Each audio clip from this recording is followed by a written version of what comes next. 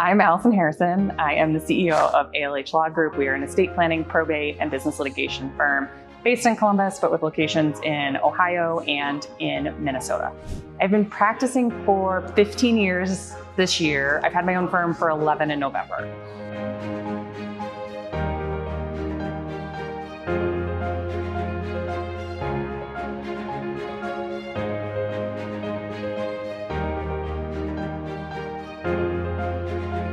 My favorite part is getting to create new ideas and new efficiencies. Like, nothing lights me up to say, like, this doesn't work because we can make it better.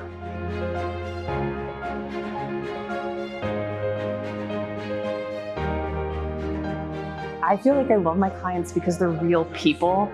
Like, I don't get bullshit from them. Like, they come to me and they give me the honest truth and they feel comfortable doing it. So I think that is like the piece that I love, is that they feel comfortable just saying, like, here's everything, please help, or here's everything, what are we doing now?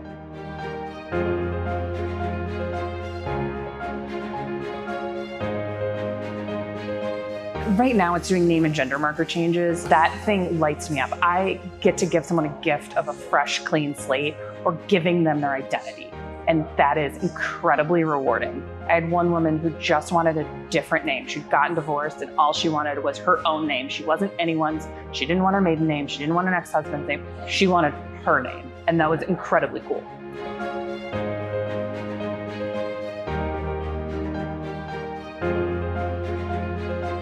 Pro Bono Service is something that attorneys are expected to do, but not required, which is give away your legal services to people who can't afford it. Our firm has been able to throw legal clinics. At the beginning of the year, we did a ton of different clinics on estate planning, because estate planning is a way for LGBTQ folks to preserve their relationship if anything happens to Obergefell. Right now, we're staring in the face of a request for certiorari to overturn it. And so the community is incredibly nervous. And so my firm stepped up to throw these clinics to educate the community, to allow them to protect themselves.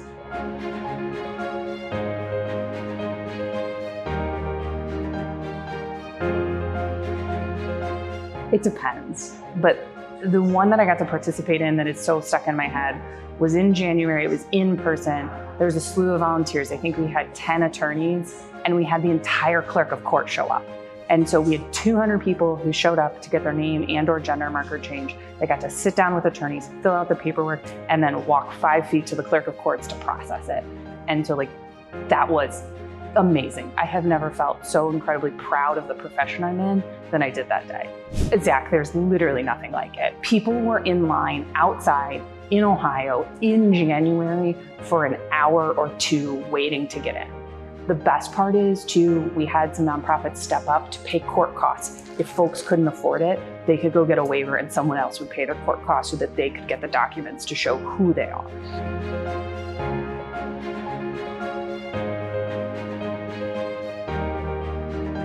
So there was a kiddo who came with 2 parents who, if you looked at them, would have thought that they would not be supportive.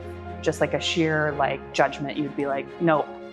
I have never seen a dad move so quickly to sign and get something notarized. It's like, how do I help my kid? Like, let's go, where do I go? Like, he was incredible. And so, like, seeing someone who was just like, please help me help my child, was so heartwarming, and just something I hadn't experienced till that point.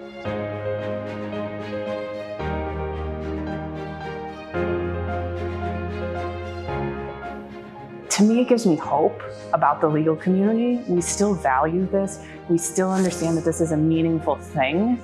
I think where we are as a country today is pulling back everything about gender identity, but having the legal community stand up and say, no, this is important work. You are doing what people need and you're providing services is huge. It shows that this is still important. This is still meaningful, and this isn't going away.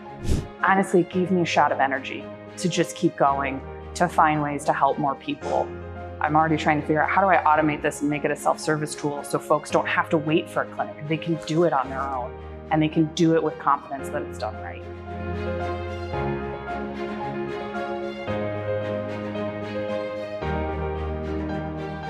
There are so many nonprofits that need your brain power, your help.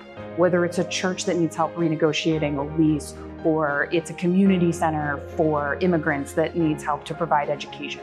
There's so much need right now to educate, and we have the ability as attorneys to do that.